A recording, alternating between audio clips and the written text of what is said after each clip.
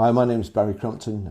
Welcome to another episode of Straight Out of Crampton. Motor trade is just going to the dogs, and it's these lobbyists that are helping to get it there faster.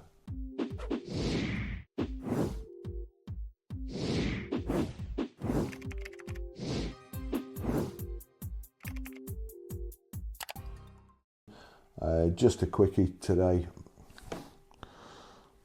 Honestly, these EV lobbyists, they really do make me sick.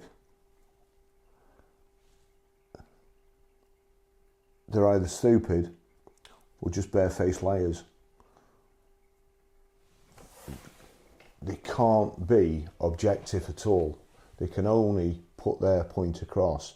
They can't think, oh yeah, well, if we do this, it's going to create a couple of jobs for people making batteries, but put thousands of others out of work.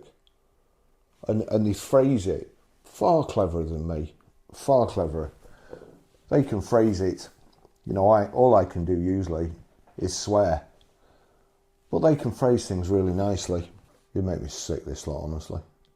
They really do make me sick. Inside China Auto. Dr. Andy Palmer reposted, things you love to see, Africa just getting on with electrification. No kicking, no screaming, just adoption of the cleaner, better technology and going straight to the good stuff. China proved you can make generational leaps and Africa is taking a leaf out of that book. China again, great. Ethiopia now has faster electric vehicle chargers than most European countries. Dr. Andy Palmer, China BEV registrations for January. Thanks, Electric Felix. Think you know your car marks? Well, you might know Tesla and BYD, but we need to get to know the rest as they will no doubt be coming west. While EVs have reached price parity in China.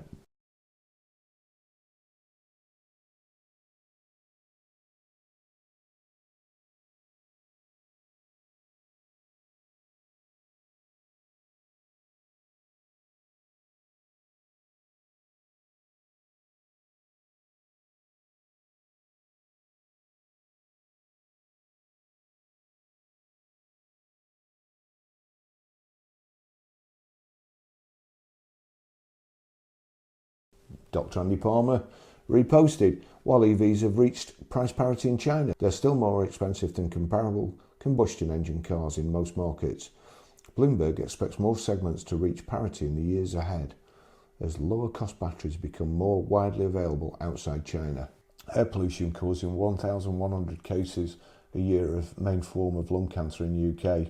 You've seen how much it costs in China. An example of how going for net zero and going for growth go hand in hand.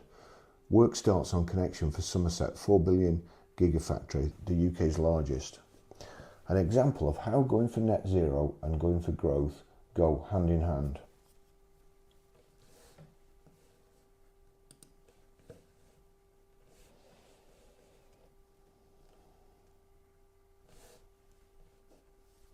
Blunt, electric car targets put thousands of jobs at risk, warns unions. Consultation on net zero mandate ends this week amid industry's calls to water it down. Union chiefs have warned that thousands of jobs are at risk if the government refuses to water down blunt electric car targets. Unite the Union, Labour's biggest union backer, has hit out at punitive rules requiring car makers to sell an increasing number of electric vehicles, claiming they will threaten jobs and place downward pressure on pay and conditions. Not will, they already have. You've seen people getting laid off all over the place, garages going bust, profit warnings. They already have. And that's when it's only at 22% that they didn't hit, despite the lobbyists saying they did hit it, they didn't. They've had to do all sorts of things. Instead, she said, the government had to encourage demand by reducing VAT on UK-made EV sales for private drivers, while also increasing investment in charging infrastructure. To be fair, if it's going to be UK made, then yep, okay, I'm with that. Okay. She said the ZEV mandate, which requires at least 28% of cars sold by manufacturers to be electric, was a blunt tool that risks jobs rather than encouraging people to purchase EVs.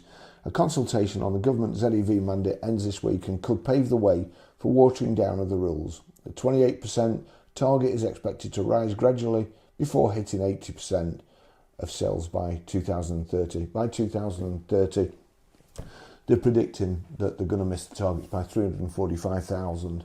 And, if they have to pay 15 grand there, £15,000 a car that they missed by 5,000 times 15,000 equals 5,175,000,000.